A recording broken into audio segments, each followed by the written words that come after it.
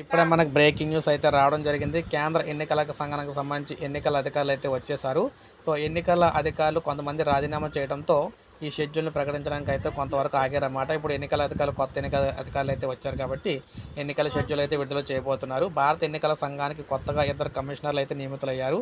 కేంద్ర ఎన్నికల కమిషనర్‌గా కేరళకు చెందిన మాజీ ఐఏఎస్ జ్ఞానేష్ కుమార్, పంజాబ్‌కు చెందిన రిటైర్డ్ ఐఏఎస్ అదేవిధంగా సుఖ్బీర్ సింగ్‌లు కూడా ఇద్దరు కూడా రాజీనామా చేశారు.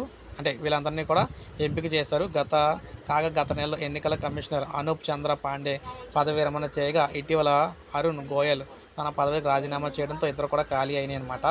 లోక్సభ ఎన్నికల షెడ్యూల్ను ప్రకటించడానికి ఇంకా కొన్ని రోజులే ఉందనగా కేంద్ర ఎన్నికల సంఘంలో ఇద్దరు కమిషనర్లు రాజీనామాతో ప్రధాన ఎన్నికల కమిషనర్ రాజీవ్ కుమార్ ఒక్కరే సిఈసిలో మిగిలారన్నమాట. దీంతో తాజాగా ఇద్దరు కమిషనర్లు సెలక్షన్ కమిటీ అయితే నియమించింది.